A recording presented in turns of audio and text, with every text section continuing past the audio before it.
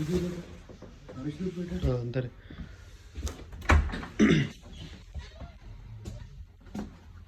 Best of luck कह दो यार। बेस्ट ऑफ लक उसको बताया जो बेस्ट ऑफ लक है। Best of luck to us. तुम्हें पता है जो बेस्ट ऑफ लक।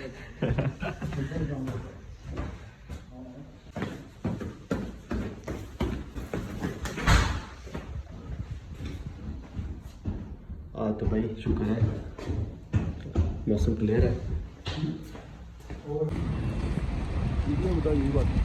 हाँ शुक्र है यार, आज धूप निकली हुई है और आज हमारी जॉब का फर्स्ट डे है।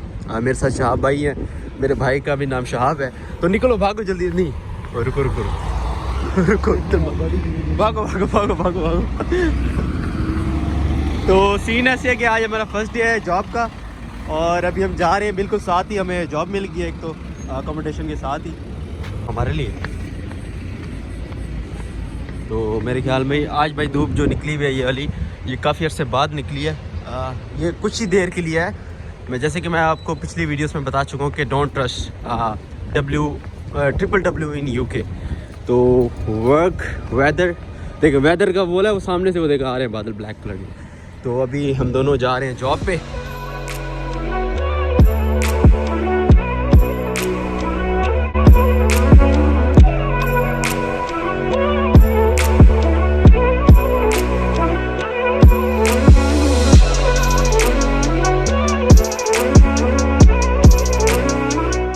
हाँ तो भाई अभी मैं जॉब से आया हूँ, थका हुआ था थोड़ा सा, तो रेस्ट किया मैंने, फ्रेश हुआ, नमाज़ पढ़ी है।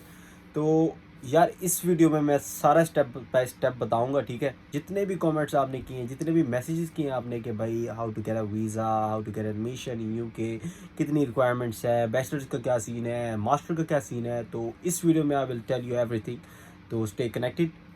इस वीडियो में मैं ये बताऊंगा कि आपको UK की यूनिवर्सिटीज़ में अप्लाई करने के लिए क्या क्या डॉक्यूमेंट्स रिक्वायर्ड होते हैं और किस तरह से UK का जो UK की यूनिवर्सिटीज़ का एडमिशन है उसको किस तरह से हम सिक्योर करें। तो नेक्स्ट वीडियो में मैं ये बताऊंगा कि UK के वीज़ा के लिए क्या क्या डॉक्यूमेंट्स रिक्वायर्ड होते हैं और किस तरह से UK का वीज़ा मतलब कि लगता है और क्या क्या डॉक्यूमेंट्स मतलब रिक्वायर्ड होते हैं। हाँ वही बात एक ही होगी ना। तो लेट्स गो। देखो यार UK में 3 किस्म के लोग आते हैं, फर्स्ट बैचलर्स वाले, सेकंड मास्टर्स वाले और थर्ड PhD वाले। तो पहले बात करूंगा मैं बैचलर्स वालों की। बैचलर्स का क्राइटेरिया और मास्टर का क्राइटेरिया थोड़ा सा डिफरेंट है, बट प्रोसेस जो है वो सेम है। अपने गूगल पे जाना है, गूगल पे लिखना है UK यूनिवर्सिटीज़, UK यूनिवर्सिटीज़, सारी यूनिवर्सिटीज़ आ जाएंगी UK की। सबको शॉर्ट लिस्ट कर लेना है, ठीक है, नाम उनके याद कर लेने या लिख लेने किसी पेज पे। फिर मैं अपना एक्सपीरियंस बता रहा हूँ, ठीक है। तो उनको फिर आपने ओपन करने, उनके सबकी यूनिवर्सिटीज़ के नेम वगैरह सर्च करने वहाँ पे। यूनिवर्सिटी जब का name for example Birmingham city university है, उसको मैं लिखता हूँ, ठीक है, गूगल पे।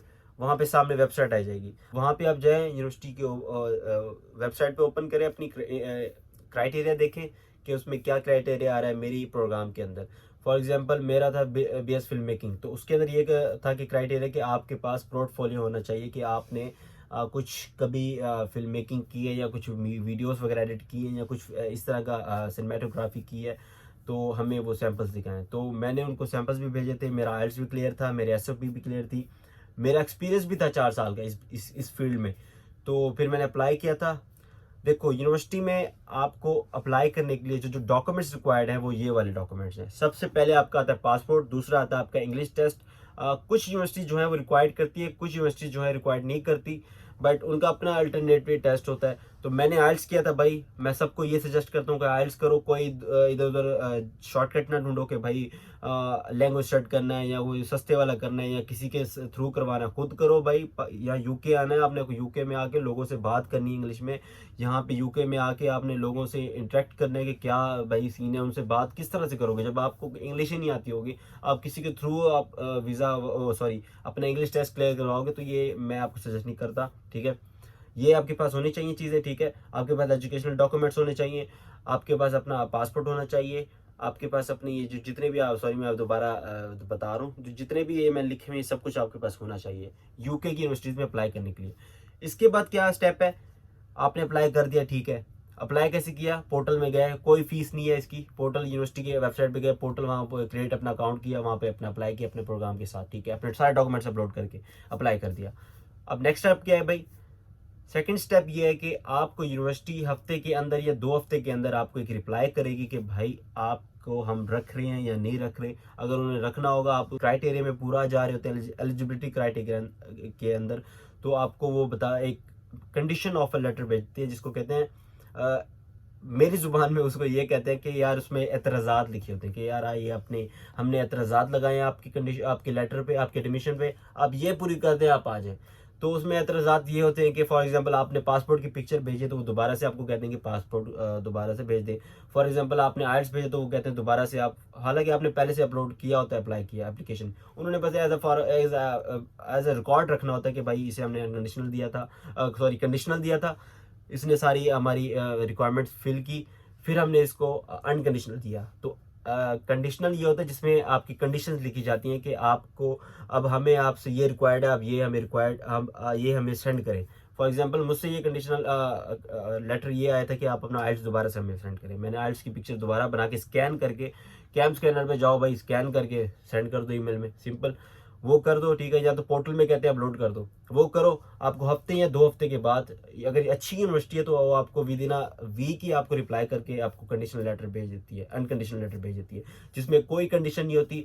उसमें ये लिखा होता है कि आप भाई आ सकते हो, आप हमारे मुल्क में आ सकते हो, लेकिन आपको फीस भरनी पड़ेगी और आपको इंटरव्यू क्लियर करना पड़ेगा। ये 2 चीज़ें उसमें होगी, ठीक है। अनकंडीशनल के बाद आपने अपना इंटरव्यू, अपना प्री कैश इंटरव्यू देना पड़ता है, डिपॉजिट देना पड़ता है। आप डिपॉजिट करवाना चाहते हैं, डिपॉजिट का ये सीन है भाई, यूनिवर्सिटीज़ का अलग अलग क्राइटेरिया है डिपॉजिट का भी। मेरी यूनिवर्सिटी का था 4500 डिपॉजिट फॉर द कैश।